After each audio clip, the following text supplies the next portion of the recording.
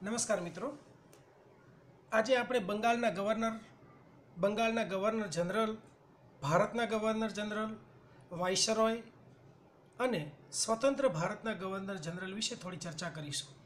પ્રારંભિક ચર્ચા છે પણ બહુ અગત્યની છે. આ ચર્ચા શરૂ કરતાં પહેલાં આપણે ઈસ્ટ ઇન્ડિયા કંપનીની સ્થાપના થઈ ત્યારથી એક થોડીક પૂર્વ ભૂમિકા વિશે વાત કરી લઈએ. તો ઈસવીસન 1600માં ભારતમાં ઈસ્ટ ઇન્ડિયા કંપનીની સ્થાપના જ્યારે ઇંગ્લેન્ડમાં થાય છે, એના પછી એ ભારતમાં વ્યાપાર કરવા માટે આવે છે. ત્યારબાદ ધીરે ધીરે તેઓ પોતાની પ્રવૃત્તિઓ વિકસાવતા છેક 1757ના પ્લાસીના યુદ્ધમાં વિજય મેળવ્યા બાદ એમણે ભારતમાં વ્યાપારીની સાથે સાથે રાજકીય પ્રવૃત્તિઓની ઘણી બધી શરૂઆત કરી દીધી હતી. પ્લાસીનું યુદ્ધ થયું તેના પછી રોબર્ટ ક્લાઇવને સૌથી પહેલાં ઈસવીસન 1857માં બંગાળનો ગવર્નર બનાવવામાં આવ્યો. પછી તો આ પરંપરા બહુ આગળ ચાલી. રોબર્ટ ક્લાઇવથી શરૂ કરી અને છેક ચક્રવર્તી રાજગોપાલાચારી સુધી ઘણા બધા વહીવટકર્તાઓ આવ્યા, જેનો આપણે આ ગવર્નર જનરલ સિરીઝ અંતર્ગત અભ્યાસ કરીશું. ગવર્નર જનરલ અને વાઇસરોયના ટોપિકમાંથી દરેક સ્પર્ધાત્મક પરીક્ષાઓમાં વધુ માત્રામાં પ્રશ્નો આવે છે, પણ આનો એકાદ કન્સેપ્ટ ક્યાંક એવો મિસિંગ રહે છે, જેના લીધે વિદ્યાર્થીઓને પ્રશ્નનો સાચો જવાબ આવડતો હોવા છતાં પણ કેટલીક બાબતોમાં દ્વિધાને લીધે, ગેરસમજને લીધે ક્યારેક ખોટો જવાબ આપે છે. આથી આપણે આ લેક્ચરની અંદર બંગાળના ગવર્નર જનરલ, ભારતના ગવર્નર જનરલ, વાઇસરોય તથા સ્વતંત્ર ભારતના ગવર્નર જનરલનું પદ ક્યાંથી ક્યાં સુધી, કયાથી કયા સમયગાળા દરમિયાન ઉપયોગમાં લેવાય છે એને સમજવાનો થોડો પ્રયત્ન કરીશું, જેથી કયા સમયગાળા દરમિયાન કયા હોદ્દાનો કયા નામથી ઉપયોગ કરવો, કયા નામથી અનુપયોગ કરવો એ આપણે સમજી શકીશું. તો ચાલો શરૂ કરીએ. સૌપ્રથમ વાતની શરૂઆત કરીએ બંગાળના ગવર્નરથી. બંગાળના ગવર્નરનો સમયગાળો 1757થી 1773 સુધીનો. થોડુંક અચરજ લાગશે, કેમ કે આપણે તેવું માનીએ છીએ કે 1757થી કરી અને 1947 સુધી ભારતમાં બ્રિટિશરોનું શાસન હતું. ધીમે ધીમે 1757 પછી વધ્યું, પણ 1947 સુધી હતું. પણ આપણે અત્યારે વાત કરવા જઈ રહ્યા છીએ માત્ર બંગાળના ગવર્નર વિશે. એટલે કે બંગાળમાં જે ગવર્નર નામનું પદ હતું એ કેટલો સમય સુધી હતું? 1757થી 1773, એટલે કે કુલ 16 વર્ષ સુધી આ પદ હતું. અને આ 16 વર્ષ સુધીમાં કુલ 5 ગવર્નર આવ્યા. હવે આ બંગાળનો પહેલો ગવર્નર, જેનું નામ છે રોબર્ટ ક્લાઇવ. 1757ની અંદર રોબર્ટ ક્લાઇવ છે એ પ્લાસીનું યુદ્ધ જીતે છે અને એના પછી એને ભારતમાં જે બ્રિટિશ સામ્રાજ્યની સ્થાપના થાય છે નાની સરખી પ્લાસીથી, અને એ બંગાળની અંદર જે એમને લાભ મળે છે એને કારણે બંગાળનો ગવર્નર સૌથી પહેલાં એને બનાવવામાં આવે છે. આ ક્લાઇવ છે ને એને 2 ટર્મ સુધી ભારતના ગવર્નર તરીકે સેવા બજાવી છે. સૌથી પહેલાં તો 1757થી કરી અને 1760 સુધી, અને ત્યારબાદ 1765થી કરી અને 1767 સુધી, એમ કુલ 2 ટર્મ સુધી એ બંગાળના ગવર્નર તરીકે રહે છે. એના પછી હેનરી વેન્સીટાટ, જે 1760થી કરી 1765ના સમયગાળા સુધી રહે છે. તેના સમયની અંદર બક્સરનું યુદ્ધ થાય છે. એના પછી હેનરી વેલેસ્ટ, જે 1767થી 1769 સુધી, જ્હોન કાર્ટિયર, જે 1769થી 1772 સુધી, અને વોરન હેસ્ટિંગ્સ, જે 1772થી 1774 સુધી બંગાળના ગવર્નર તરીકે રહે છે. હવે પાછો એક નવો પ્રશ્ન ઊભો થયો હશે કે વોરન હેસ્ટિંગ્સ તો ભારતમાં 1772થી 1785 સુધી હતો, અને અહીંયા કેમ 1772થી 1774?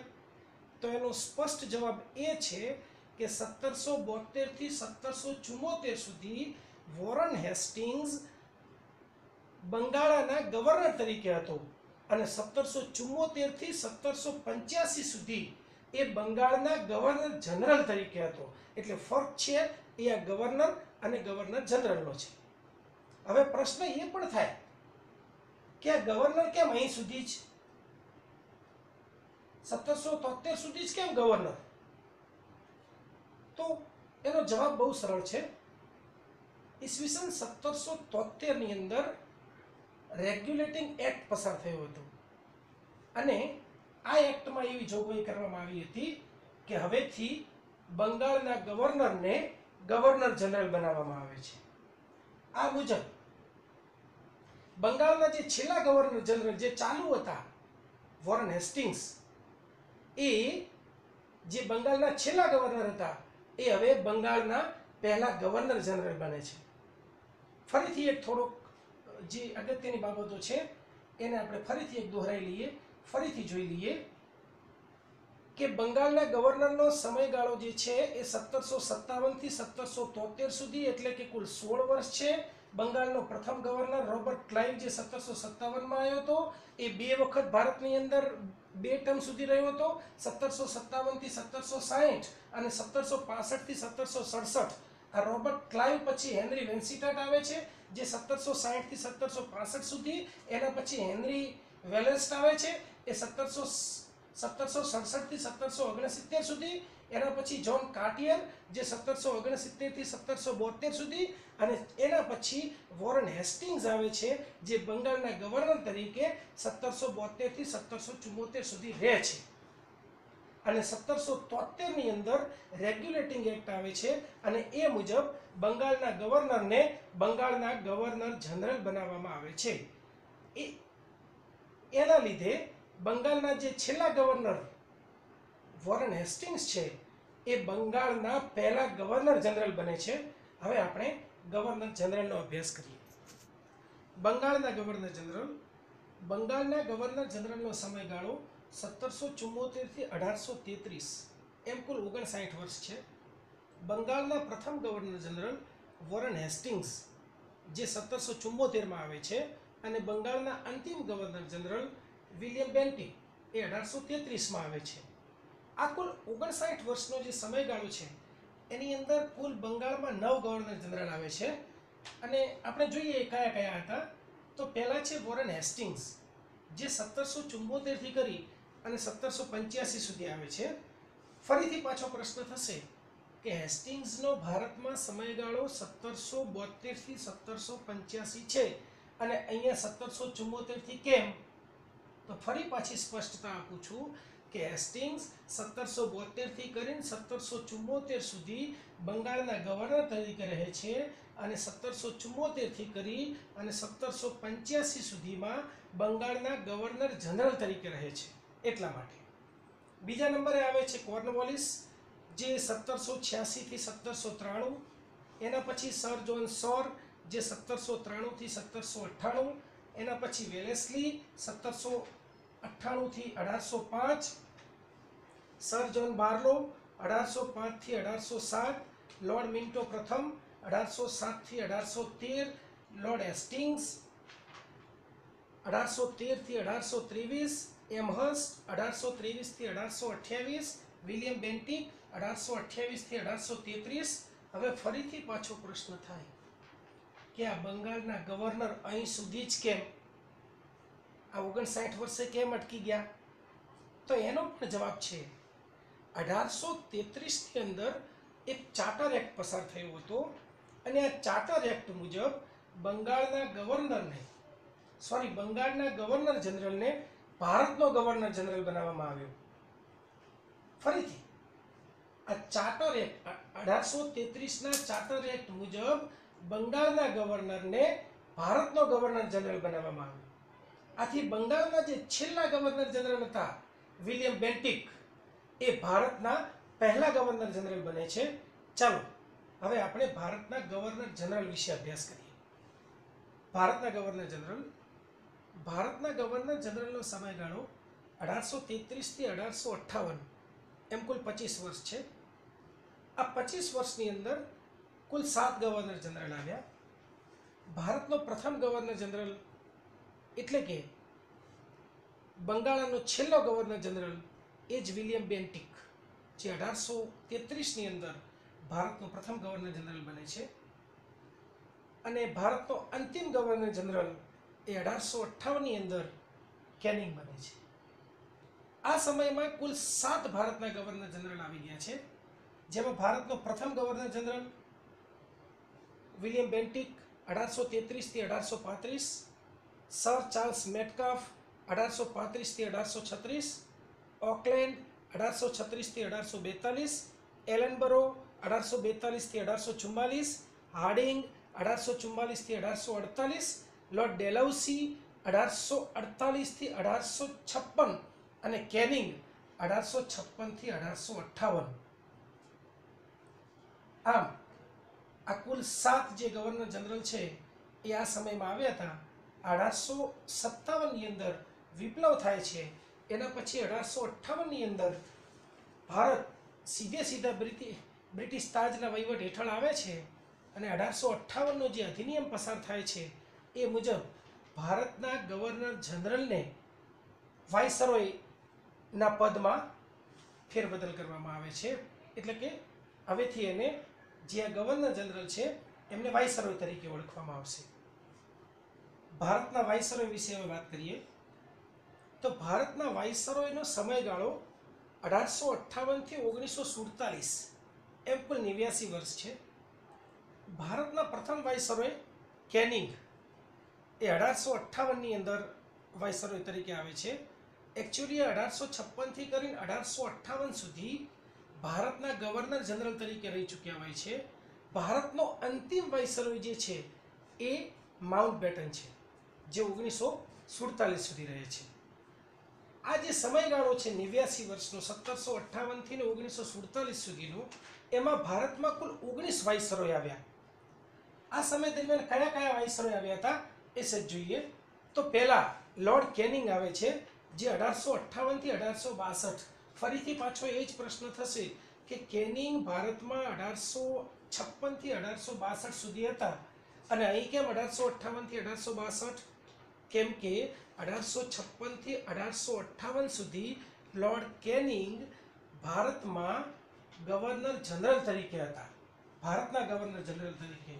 અને 1858થી 1862 સુધીના 4 વર્ષ કેનિંગ ભારતના વાઇસરોય તરીકે હતા. બીજા નંબરે આવે છે લોરેન્સ 1863થી 1869, મેયો 1869થી 1872, નોર્થબુક 1872થી 76, લિટન 1876થી 1880, રિપન 1880થી 1884, ડફરીન 1884થી 1888, લેન્સડાઉન 1888થી 1894, એલ્ગિન અથવા તો એલ્જિન 1894થી 1899, કરજન 1899થી 1905, મિન્ટો બીજો એટલે કે મિન્ટો દ્વિતીય 1905થી 1910, હાર્ડિંગ 1910થી 1916, ચેમ્સફોર્ડ 1916થી 1921, રીડિંગ 1921થી 1926, ઇરવિન 1926થી 1931, વિલિંગડન 1931થી 1936, લિનલિથગો 1936થી 1944, વેવેલ 1944થી 1947 અને માઉન્ટબેટન 1947. ઈસવીસન 1947ની અંદર ભારત સ્વતંત્ર થયું. ભારતમાંથી અંગ્રેજી સત્તાનો અંત આવ્યો. હવે ભારત કોઈને અધીન નહોતું, કોઈને ગુલામ નહોતું. આથી વાઇસરોયને બદલે ગવર્નર જનરલ પદ સ્થાપિત કરવામાં આવ્યું. એટલે હવે જે ભારતના વહીવટકર્તા છે એ વાઇસરોય તરીકે નહીં પણ ગવર્નર જનરલ તરીકે ઓળખાશે. અને આ ભારતના છેલ્લા વાઇસરોય માઉન્ટબેટન જે છે એ જ ભારતના સ્વતંત્ર ભારતના પહેલા વાઇસરોય બને છે. ફરી એક વખત થોડુંક રિપીટ કરી લઈએ કે ભારતના વાઇસરોયનો સમયગાળો 1858થી 1947 એમ કુલ 89 વર્ષ છે. ભારતના પ્રથમ વાઇસરોય કેનિંગ હતા. ભારતનો અંતિમ વાઇસરોય લોર્ડ માઉન્ટબેટન હતા. આ સમયમાં કુલ 19 વાઇસરોય આવ્યા બરાબર. કયા કયા વાઇસરોય આવ્યા એના વિશે આપણે થોડીક ચર્ચા કરી. એના વિશે આપણે પર્સનલ અલગથી લેક્ચર્સ બનાવીશું. ઈસવીસન 1947ની અંદર ભારત સ્વતંત્ર થયું. ભારતમાં અંગ્રેજી સત્તાનો અંત આવ્યો. હવે ભારત કોઈનું અધીન ન હતું. આથી વાઇસરોયને બદલે ગવર્નર જનરલનું પદ સ્થાપિત કરવામાં આવ્યું અને ભારતના છેલ્લા વાઇસરોય તરીકે લોર્ડ માઉન્ટબેટન આવે છે અને એ જ સ્વતંત્ર ભારતના પહેલા ગવર્નર જનરલ બને છે. હવે સ્વતંત્ર ભારતના ગવર્નર જનરલ વિશે વાત કરીએ તો સ્વતંત્ર ભારતના ગવર્નર જનરલનો સમયગાળો 1947 થી 1950 એમ કુલ 3 વર્ષ છે. સ્વતંત્ર ભારતના પ્રથમ ગવર્નર જનરલ જે છે એ માઉન્ટબેટન છે, જે 1947 થી કરી 1948 સુધી. અને સ્વતંત્ર ભારતના પ્રથમ ભારતીય ગવર્નર જનરલ એ ચક્રવર્તી રાજગોપાલાચારી. એમને પ્રથમ ભારતીય ગવર્નર જનરલ કહીએ કે છેલ્લા ભારતીય ગવર્નર જનરલ કહીએ, કેમ કે ભારતમાં સ્વતંત્રતા પછી એક અને માત્ર એક જ ગવર્નર જનરલ આવ્યા, ભારતીય ગવર્નર જનરલ, અને એ ચક્રવર્તી રાજગોપાલાચારી. અને ઇંગ્લેન્ડના એટલે કે વિદેશી ગવર્નર જનરલ પણ એક જ આવ્યા, એ માઉન્ટબેટન. 26મી જાન્યુઆરી 1950ના રોજ પ્રજાસત્તાક રાજ્યની સ્થાપના થાય છે અને એની સાથે ગવર્નર જનરલનું જે પદ છે એને નાબૂદ કરવામાં આવે છે. ફરીથી એક વખત રિપીટ કરી લઈએ. સ્વતંત્ર ભારતના ગવર્નર જનરલનો સમયગાળો 1947 થી 1950 એમ કુલ 3 વર્ષ. સ્વતંત્ર ભારતના પ્રથમ ગવર્નર જનરલ માઉન્ટબેટન 1947. એવું પૂછે કે સ્વતંત્ર ભારતના પહેલા ગવર્નર જનરલ કોણ છે, તો માઉન્ટબેટન આવશે. અને સ્વતંત્ર ભારતના પ્રથમ ભારતીય ગવર્નર જનરલ કોણ, તો ચક્રવર્તી રાજગોપાલાચારી આવશે. ફરીથી એક વખત અલગ થોડા આસ્પેક્ટથી સમજીએ કે સ્વતંત્ર ભારતના પ્રથમ ગવર્નર જનરલ એવું પૂછે તો માઉન્ટબેટન આવશે. પણ સ્વતંત્ર ભારતના ભારતીય ગવર્નર જનરલ એવું પૂછે તો ચક્રવર્તી રાજગોપાલાચારી આવશે. 26મી જાન્યુઆરી 1950ના રોજ ભારતમાં પ્રજાસત્તાક રાજ્યની સ્થાપના થાય છે અને એની સાથે જ ગવર્નર જનરલનું પદ છે એને નાબૂદ કરવામાં આવે છે. Thank you very much.